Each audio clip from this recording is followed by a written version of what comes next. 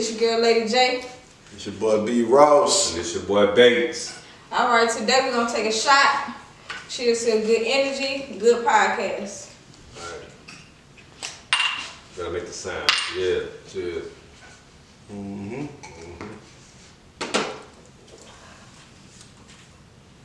All right, we're gonna start off the topic with your top 5 rappers, male or female, don't matter. Dead or alive? Dead or alive. I'll start off first. Man, number 1 all time is Tupac. Like, I was elementary, middle school, this coming up, and the impact he made on my life musically. So Tupac is number 1. And I ain't saying just because he's a lyricist or a lack of. Tupac's number 1. From there, in no particular order. Kendrick Lamar, Lil Wayne, Luda. Number 5 could be, as far as favorite rapper. Ooh, new school, I might throw J. Cole in there. So that's my top 5. Tupac, Lil Wayne, Luda, J. Cole, Kendrick Lamar. You. It's tough for me, man. It's very tough. You know, I like pop, but I put Nas, Jay-Z. I put Kendrick. Gotta put Lil Wayne, and then just one of my favorite rappers, man. Damn, that's tough. I feel like I gotta throw a woman in there. I gotta say, Got to. Kilo Ali. That nigga from Atlanta. Hey, Kilo, man, put it, Hey. all that singing, rapping and shit. Kilo Ali put that shit on He the started. sound. He started. Jay- Ooh, Jay, love you, man. I love that shit. why the nigga actually try to sing it though? He gonna keep. He trying to promote an album. He trying to promote an album. Go ahead. Yeah. Okay, so mine is Tupac, Nas, The Game, Yeah. Juvenile, I fuck with you. and Mystical. Mystical. You know what? I fuck with Mystical, don't get me wrong. But lyricist, nah. You know what? He said like getting a bear. Did you not hear that, man? Hey, Mystical is. I want to tell you about when I. You can't even understand Mystical. Your mind, you just listen. Your mind just too slow. That's like Busta Rhymes. Nigga, I fuck with Busta. He can rap fast. I don't know what the fuck His he mind too saying. slow for you. Don't even Hey, worry. listen. Let me say something about Juvie. Nah, nigga, I will say something about Juvie. Now, Juvie had to win me over. And this is what I mean. For Christmas one year, my mother and father bought me a smaller TV with a VCR attached to it, right? And so you could record when it was on television. Never forget it. I would record Rap City. You may not know what Rap City is. I know what Rap City. I ain't that old. I ain't that young. Okay. I know what Rap City is. And I would never forget this video coming on, and I thought, who the fuck is this Jamaican rapper? Because it was so like the projects, and the beat was different. I ain't never heard it be like do do do do do do do do do do do. I'm like, who the fuck?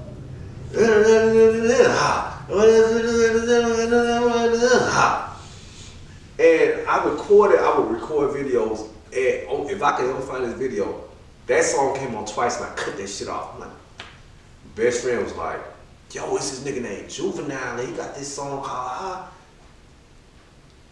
And I started listening to him like, this shit actually tight. Became a huge Juvie fan.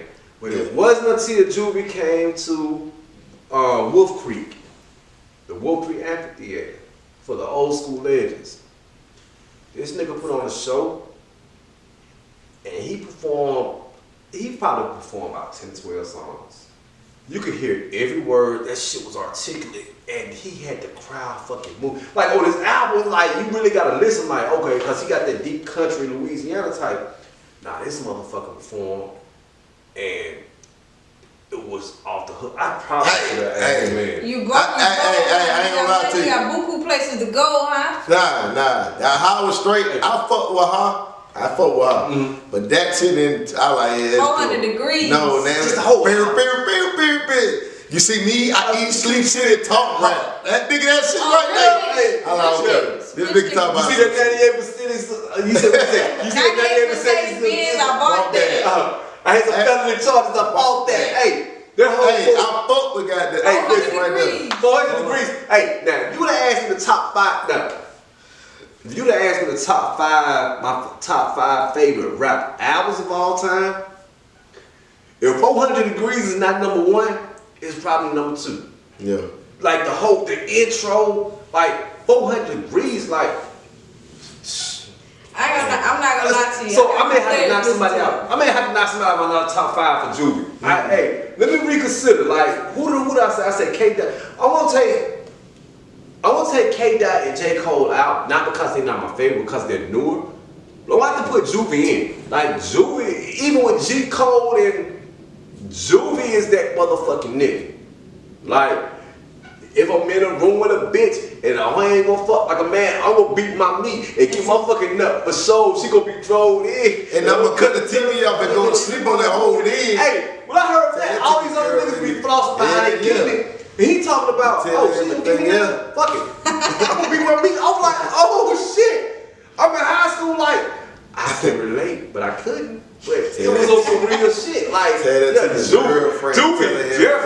Yeah. Alright, yeah, but I don't wear, but I like the one we had with fucking you better run forward, I used to like all this shit. Nigga, I used to like run forwards. Yeah. Forrest Gump. Yeah, you like run forward. I used to like it. She was clever as fuck. Man, hot boys. But like out of all them niggas, like Lil Wayne just like always been my favorite. Like even from the beginning. Lil Wayne, he got his metaphors from Juvenile.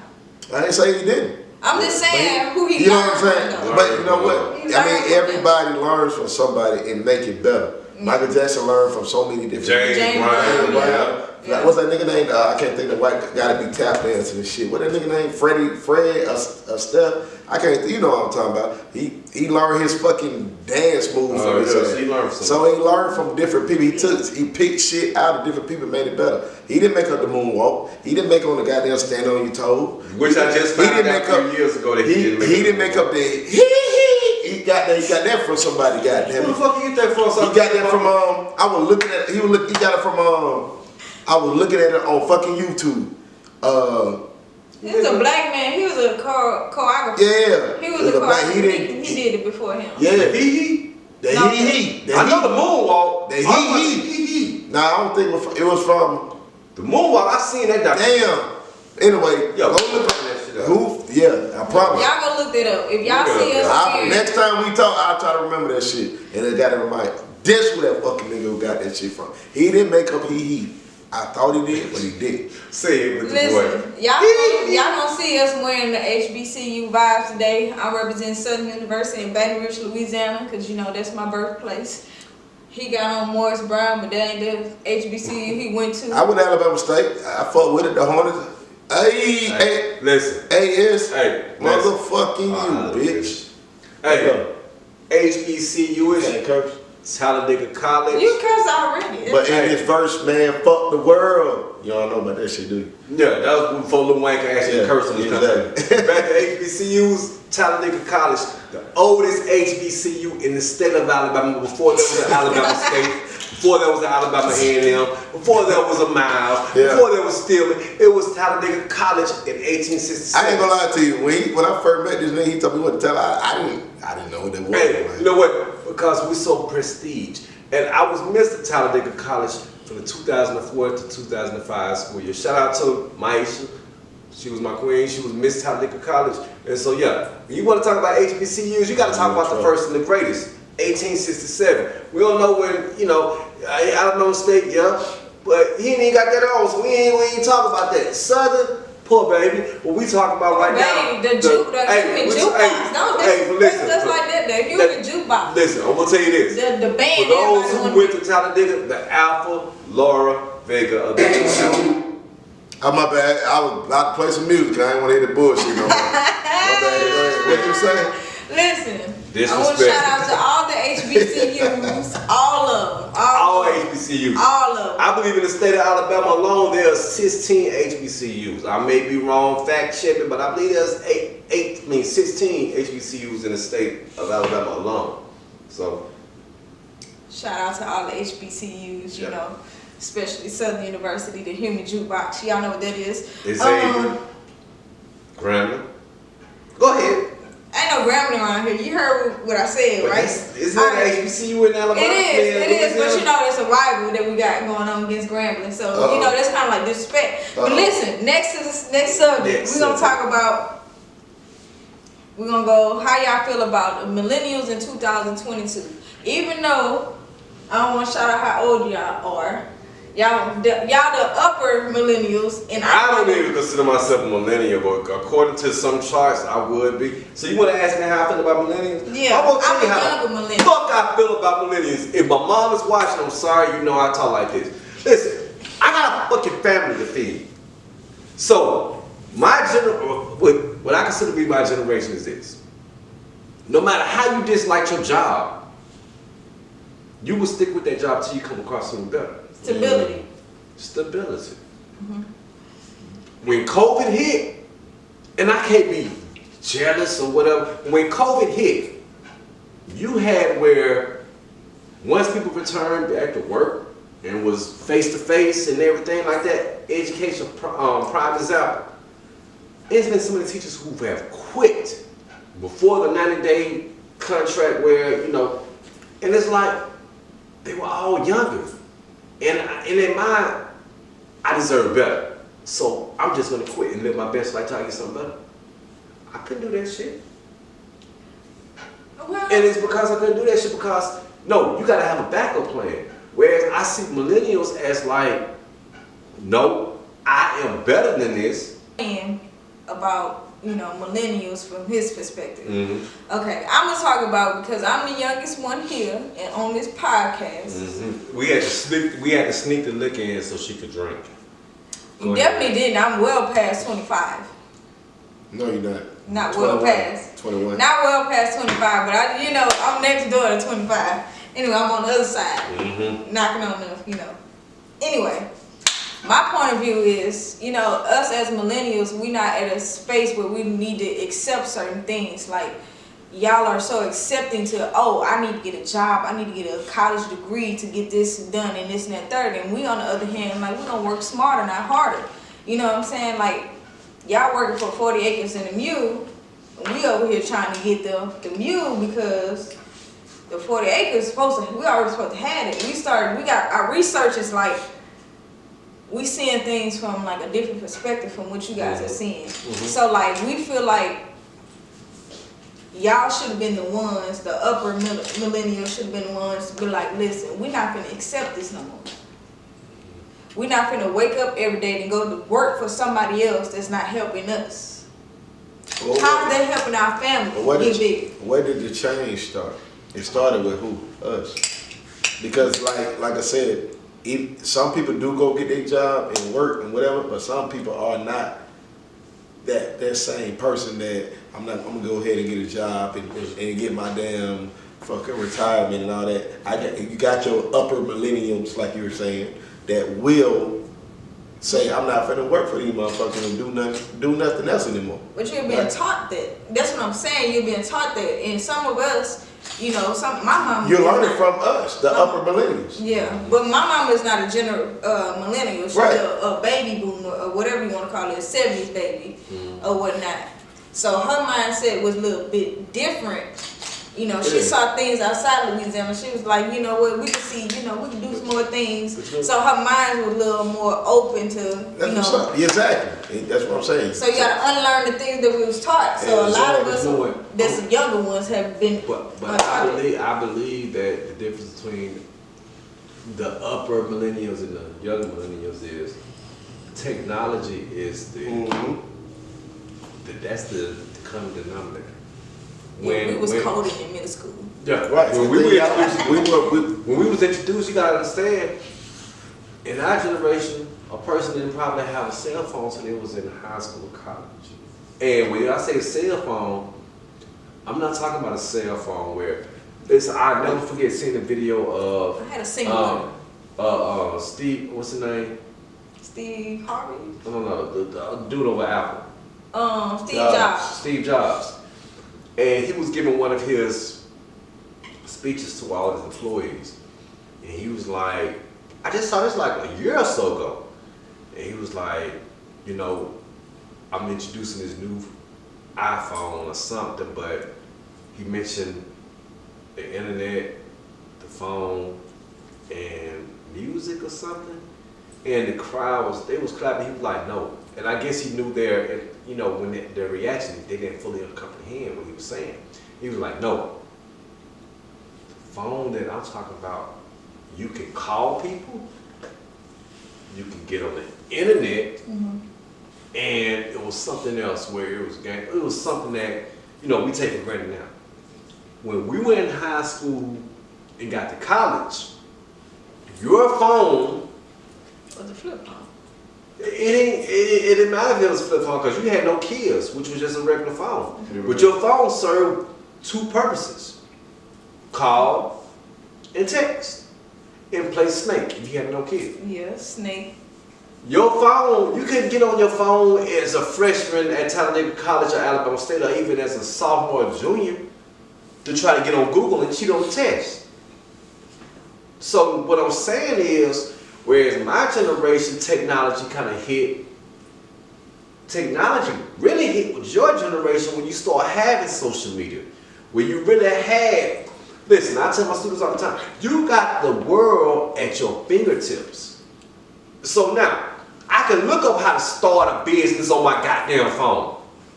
If I don't want to work for anybody else, I can look that up on my phone and see how do I get my LLC, how do I do this, how I do that. Whereas with us, we've been set in our ways, and so it's harder for us to turn away from that. So do that make us smarter? No. It don't make you smarter because you just been exposed more. Yeah, exactly. It don't make you smarter because you weren't the one who fucking discovered the internet. You didn't find the shit. You just got that was in a generation where the people that was in your generation discovered the shit, or older, but they discovered a way to learn. Because the people who did this stuff, they're older than us. Exactly. Your generation was the one who benefited from it because it was made normal. Yeah, like when it was introduced to us, but it was actually a fucking. Yeah. I will say this, because since I'm the recent that just left school, I haven't fully used my phone until my senior year. So ever since then, 2008 when I met y'all, 2000 about that time, until now, I say the kids now, which are Generation X or Z babies, are the ones that get the benefit the most. Of course we got the technology or whatnot, but we couldn't benefit. We couldn't use our phones in school. Did we have YouTube? Yes, YouTube came out in 2006. Did we have YouTube? To us? Yeah. But YouTube came out in 2006, so that means that What about Google? It wasn't first. Google came out in 1996. But he making a point though. I'm just saying. When My point is that I'm trying to make that? What I'm trying to make. When you started using that? You said you started using 96, right? The point I'm trying to make is though. All right, cool. I'm trying to make the fact that we use the internet. Okay, we all use the internet. We all use the internet. But it didn't change as much until I say by 2013 when Instagram came out, Twitter, all that came out. That's when MySpace was popping, but it wasn't as big as Twitter and Instagram. And that makes a major difference because now we can see stuff from years before I was born. So you're right. I mean, but like I said, it was introduced to us, but you profited from it. There's a difference. I say the Generation Z profit the most from it. They may profit the most because everything is together. But with y'all, it was we had kinks and stuff that we couldn't. Like you can't tell me us in middle school could be on. We had our phones, but we couldn't be on our phones. No, because it was something new. So teachers knew how to. And administration, we could kind of shut it down. But see, once it got to the point where everybody had a cell phone, because think about your class. If you look at your class, how many of your classmates had cell phones to begin with? A cell phone, listen, when Ross and I was coming up, and I guess we could switch on after this, it was the 3 essentials, or how you say it was this. You had to have food, clothing, and shelter. Those were the 3 essentials. You had to have something to eat. You had to have something to cover yourself with. You had to have a place to live. By the time we got to high school and college, it changed from that to you had to have food, clothing, shelter, and damn near transportation. Where now you gotta have transportation to get from one place to the other. But since y'all have come along, it's food, clothing, shelter, transportation, and technology. If you don't have technology, let's think about it. If you don't have technology, think about since COVID is hit. If you have a child and you don't have technology, that child can't learn. That child can't participate in school. I got you. And so technology has become such an important factor. Technology damn near runs everything. Like, think about it. If you go to your phone right now, how do you bank? You know, some people cash out. I pay now. My barber shocked me because when I went to my barber this year, he didn't use cash out no more. I didn't bring no cash, and so it was like I literally got to run to the bank and get some cash out to pay him. But he told me his reasons why. But a lot of things are done through technology right now. Amazon, why everything was being affected through COVID in 2020, and you couldn't go to this place and that place. Everybody was ordering they goddamn gifts and everything through Amazon. Technology. So technology is that 5th essential thing that we need. We need food, we need clothing, we need shelter, and then we need transportation, and we need technology. Let me tell you the difference between the younger millennials. I say about 87 on to 1995, because that's what my year. 1995. We're gonna stop right there. Into the Generation Z. Okay? The difference is what Boosie said, I'd rather go outside and I don't need cable. We went outside and played, so we didn't need technology. Man, your generation ain't went outside. Y'all went outside where? We went outside. To get the mail and we went outside. I'm telling you, to the point. Let me ask you this. We went outside to the point where my friends would come knock on the door 8 o'clock in the morning, like come outside in the summer. Hold on. Okay, so you may be a different generation. Let me ask you this. The younger generation. Oh, okay. I'm telling you. So the summers. The summers. I said the younger. Okay. So your generation, right? Let me ask you this, because this is gonna be the true test. In the summers, when y'all went outside, we went to sit on the green box. Hold on, that's cool. When you got thirsty, where did you get your hydration? The spigot. What did it look like? What color was it? Green. What's your point? And then might not even have. So listen, I was just basically saying that we did pretty much what they did back in the day. But I get what you're saying, but it's not the same. I didn't say it was the same. It's not. I didn't say it was the same. First of all, y'all was the 80s crack babies. I'm just playing. No, you're right. Crack baby era. But listen, my dad did though. Real shit. Okay, so listen, we're gonna talk about something else. We're gonna switch it up a little bit. Roll that dope. We're gonna switch it up. What is something that is systematically against black people? Everything. Education. Jobs. I mean, right there alone, like everything was systematically against black people. I mean, this could be a 12-part series if you really want to look at it. But everything was systematically against black people. I'll let y'all go into, He right about everything. I feel like we're in a time where, black people should be more knowledgeable about a lot of things nowadays. So they shouldn't be so accepting to do things. They should do a lot of research on whatever they decide to do. We got access to go way back to however far we can go back to see, the artifacts or whatnot. So Africa, I say go to Africa and figure out, what's real and what's not. Because Africa is supposed to be, before the Pangea happened, everything was together. Everything was together. And when we came here, originally, you know, there's a lot of us that was originally here. Camera while they were looking at the actual game. And so I missed the touchdown, but it was the extra point that he missed.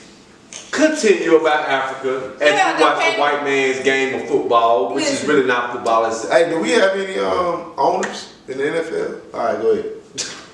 That's another thing too. They don't want us anywhere. They don't want us to have money and none of that. But you'll think all these rich people that's black will come together and say, hey, let's put our money together, which what Malcolm X was trying to teach us, you know, before they, you know, killed them or whatnot. But, you know, we ain't going to get into all that. But, our own people. We're going to get into it, but it's not going to be on this show. Why did our own people kill Malcolm X? I just don't understand. You know what? It's... But why did our own people kill Young Dog? Why they kill Tips? Why they kill Nipsey? We are being taught. Why are we so fucking jealous? The William Lynch method. We were taught that light skin is better than dark skin, aka versus Delta. You know, if you want to stem down, now is it went back to light skin versus dark skin because you know they think light skin is better. The sun. First of all, I told that why I said what I said. I ain't light skin. I'm brown skin. The son being dependent on the mother, the woman, the black woman being I'm gonna show you a picture of my dad, while the black man being dependent. All of that's in the Willie Lynch letters. Now, people are trying to argue that the Willie Lynch letters are not authentic. I don't give a damn if it's authentic or not. The message serves true because you have black women who are independent to the point where, you know, they may be too independent. You have black men that are too damn dependent on the woman. And you could talk about the whole, not classism, but the social status of the man versus woman. That's fine. But at the end of the day, these things don't lie when you talk about black men. And John Singleton, he wrote a very popular movie called Baby Boy. And Baby Boy with Jody just talk about the crib and how he's a grown-ass black man but refers to his house as a crib, how he can't get away from his mama, how, you know, and so all of these things that we have basically just taken in. And so when you talk about the question was systematically, it goes so deep because I'm gonna say this, I'm done. As black people, we have to be a special kind of people. We have to be a special kind of people for us to endure whatever countries we came from in Africa. Because Africa is not a country, it's a continent. Which means that we have come from multiple countries in the continent of Africa. For us to come over here over 400 some years ago and still survive through rape, through murder, to overcome and still be survivors of all things we have. We have to be a special people. 75 yards? My bad, go ahead. My bad, Africa. Go ahead. And so, the point I'm trying to make is, that man, he retarded. Ross ain't shit. That's the point I'm trying to make. But no, in all seriousness though, and so a system had to be set in place that we had to basically be denied what our rights were to undermine us, and we continue to overcome it. Yeah. Go ahead. That got something to do with, you know, religion, what was taught, because that wasn't our natural element when we first came over here. We wasn't speaking English when we first came over here. We were speaking a different language. All the things that we've been taught is not what our origin says. Okay, so I'm gonna say this systematically. It goes down from religion, politics, households, you know, mother-daughter relationships, mother-son, daughter, dad situation, to go down all the way through that. So, you know, we're just gonna talk about a little bit of that, but you know, of course, we'll talk deep into it later on. But right now, we're just gonna give y'all a sample. A lot of black men, they have a disdain towards black women, like they talk bad about black women. I'm trying to figure out why.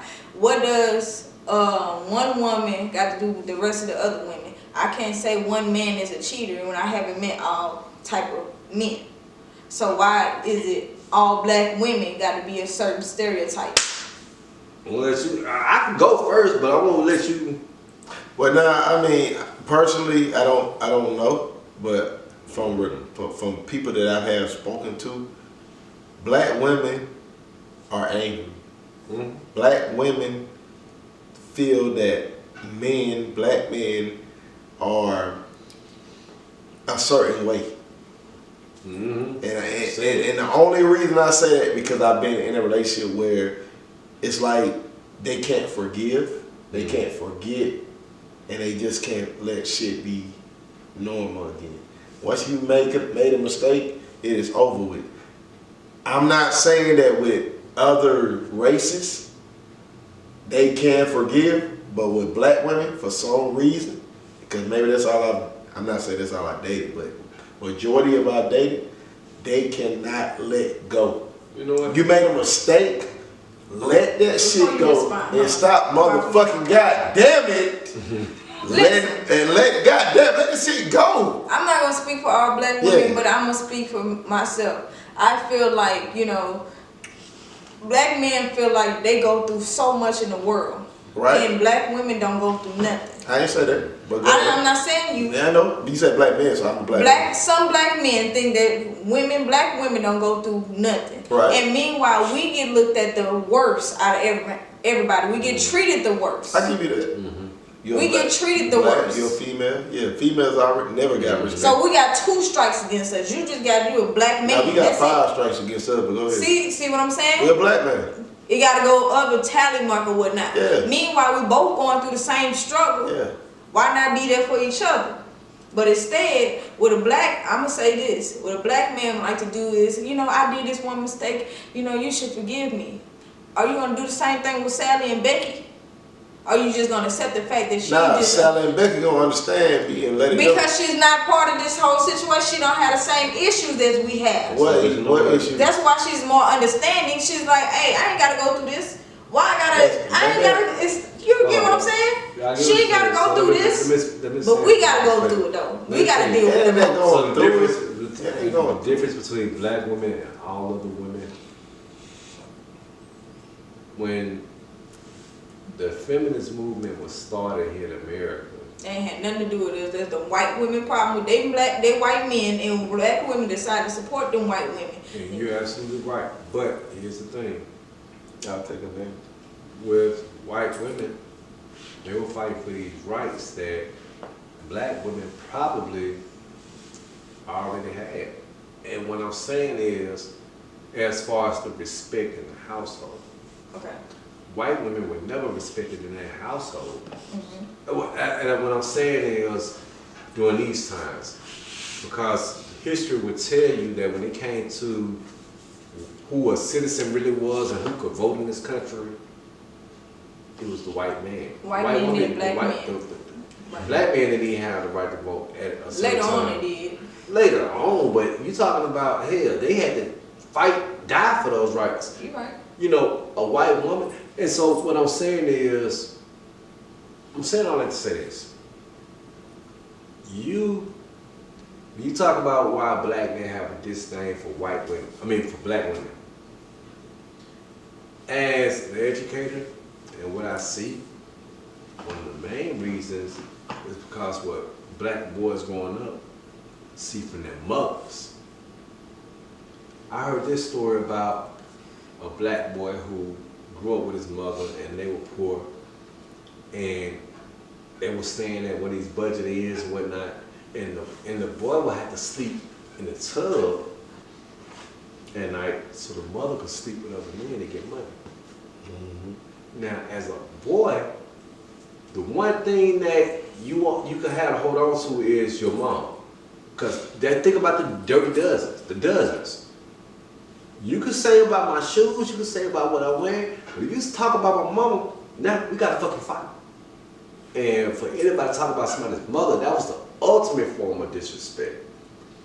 And so I believe black boys began to develop a sense of hatred for their mothers because they either see the mothers doing things that, and it's not all cases, but seeing their mothers having a trick off, or seeing their mothers being disrespected by niggas, or seeing other men coming in and out of their houses, and seeing these men disrespect their mothers and they couldn't protect them. And so it was all these things where it could cause that. Now, I'm not saying these are the main issue, but these are some issues that we have to address. Okay, I get what you're saying, but let's think about this, right? You can like another race. I don't care about that. You can do whatever. Just don't go out and say, hey, a black woman is ghetto, she's this, she's that, she's that. So that's what I'm saying. Oh, like, okay. You purposely saying that, hey, a black woman this and this and that third, not all black women are like that. That's what I'm saying. I'm not saying like, it's some ancient women out here that's black or white, whatever it is. And I'm not saying about that, but I'm just saying. You talking about the dudes that hate. Here's another thing, and I saw this on The Game, and that was the TV show with the football players, and it was the light-skinned dude, I don't know his name, but he dated a white woman, married a white woman, and they asked him, and he said, hell, when I was in high school and this and that, black women didn't give me time. They didn't give me the time of day. And so you have those men who were not accepted by black women because they weren't black enough. They were lame.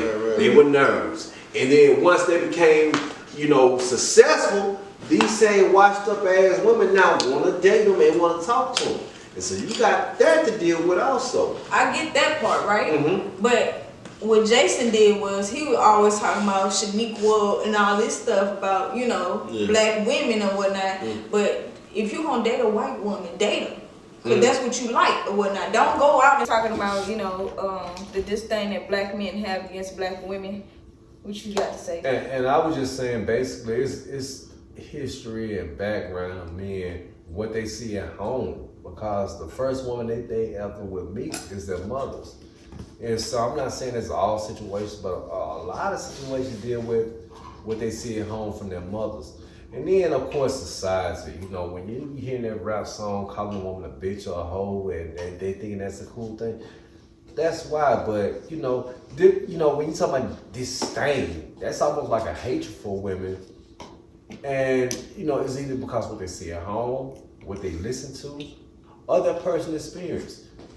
You go ahead, Rob. Well, I'm saying what you said about what they say at home it's a valid point, because I know someone who actually I taught her daughter, and her daughter is my best. Her dad is my best friend. I grew up with him, and his daughter was a student of mine at an elementary school, but his mom sold pussy. That's what she did. So, and my homeboy, he tried to work a regular job, do what he do, all that. But his mom, she did the same thing that. His mom or the little girl's mom? The little girl's mom. Okay. Her mom did that. Back page, all that shit. Sold pussy, did all that shit like that. So, she's seeing two different lifestyles.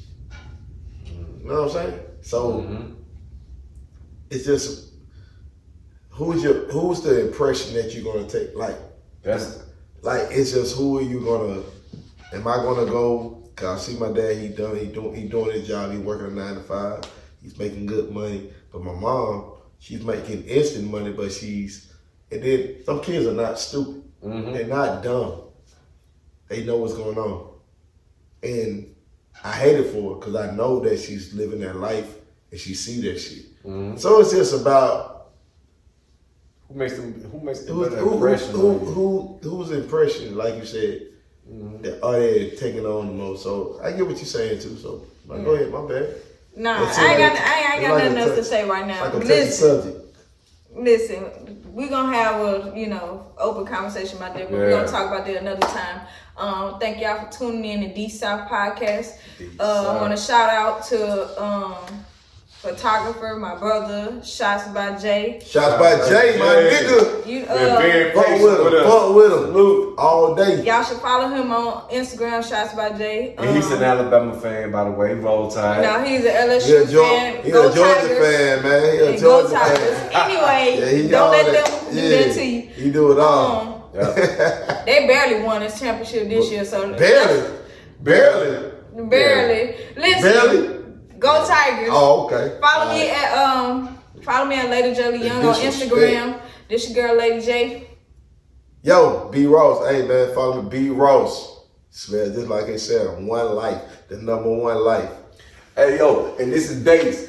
Follow me on one of their social media accounts because my shit is deactivated. Damn Because right, I'm trying you know to why? play 'Cause and that nigga got post in in trouble. life. So follow me on B Ross and what you call it? Young Lady J. young Lady Lady J. J. Hey, one of them. If you want to get in contact with me, You gotta personally know him at that point. Hey, also Follow B Ross, one follow life. B Ross, one life. our podcast Instagram, D South Podcast. Deep South. Deep South. Podcast And it's on not Instagram. and it's not SOUTH, it's SOUL. Deep Memphis. South. Louisiana, Louisiana, Georgia, and Georgia, Alabama. Park. Yeah, Hey, that's what we do. I want to end the show like South this. side, man. In the words of Forrest Gump, Alabama. Deep South. You Georgia broke won. your drove. Georgia won, though. All right, peace out. Peace. All right. All right.